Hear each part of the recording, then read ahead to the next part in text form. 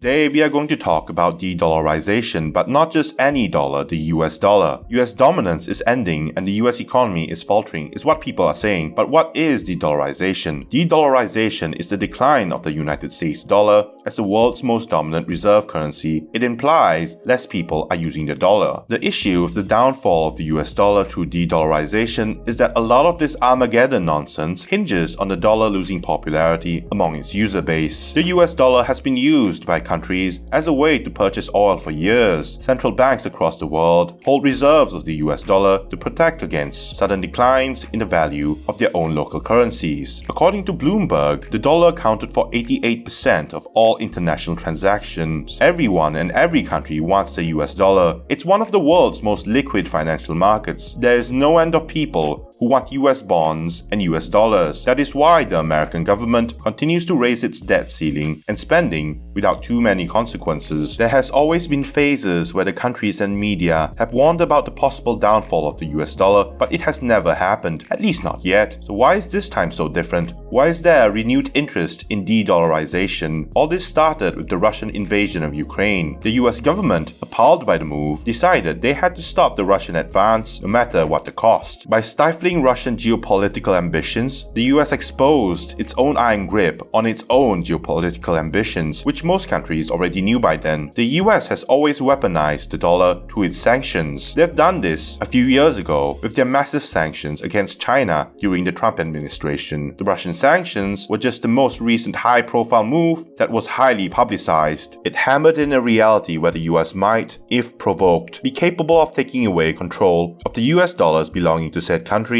and clamp down on any US-based transactions the enemy country is trying to conduct through the SWIFT system. No single country should have so much power, but the US does. Countries realized they needed to find a way to protect themselves just in case the US decided to suddenly turn rogue on them. After the grim reminder, everyone is hunting for alternatives to the US dollar. More and more are trying to bypass the US dollar and the SWIFT network that forms the core of the global financial system. Russia and China are already speeding up cooperation for bilateral payments. According to Reuters, China used the yuan to buy most of the Russian oil it bought over the past year. In fact, most of the major commodities worth $88 billion bought by China last year was paid to Russia in yuan. To solve the problem of cross-border transactions in Russia, because the US banned Russian banks from using the SWIFT system, the Kremlin are making plans to connect their own financial system to China's cross-border solution, the CIPS system. Saudi Arabia has also joined in the de-dollarization talks. Saudi Arabia has had beef with the US for years. While they enjoy the support of the US because of their vast reserves of oil that the US needs, the Saudis are not happy with their securities agreement with America to protect their kingdom. The lack of US support for their intervention in the Yemen civil war and the attempt to strike a deal with Iran over their nuclear program have angered the Saudis. So they have decided to allow China to buy Saudi oil using the yuan. This is important. Dollars used to be the primary way of buying Saudi oil. China buys 25% of the Saudi oil exports. That means more yuan in circulation. A good thing if a country wants to establish their dominance in a global financial system. The more currency is used globally, the more leverage a country has over the world's financial markets. The BRICS nations, which is a consortium of member nations including Brazil, Russia, India, China, and South Africa, have plans to introduce a new BRICS currency as a possible alternative to the dollar. We covered this topic in a video last year.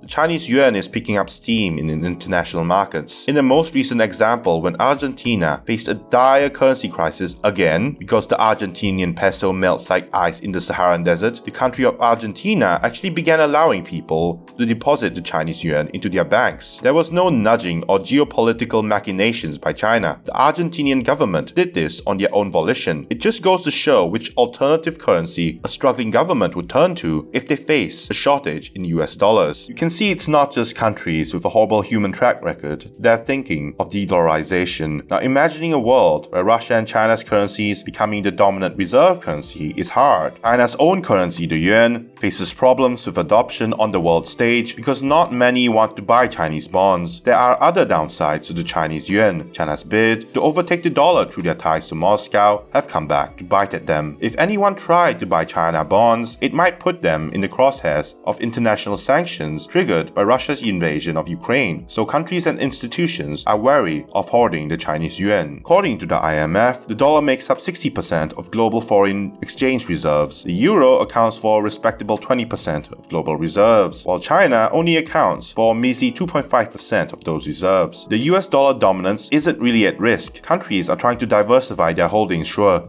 These efforts, while admirable, won't make a real dent overall. There would have to be a seismic economic shift to dethrone the dollar. No signs of that have been seen yet. The de-dollarization trend is at best a passing fad, a Nostradamus talking point that will show itself every few months or so. I hope you liked the video, leave a like if you did, and subscribe if you haven't already. It's much appreciated.